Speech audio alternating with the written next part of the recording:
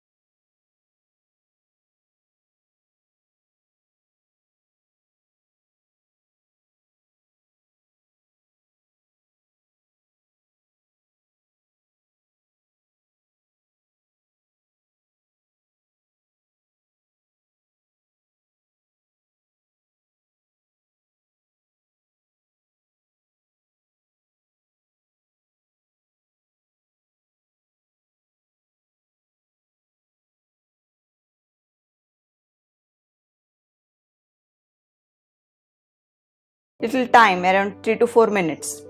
And then we are adding chili powder, turmeric powder and salt.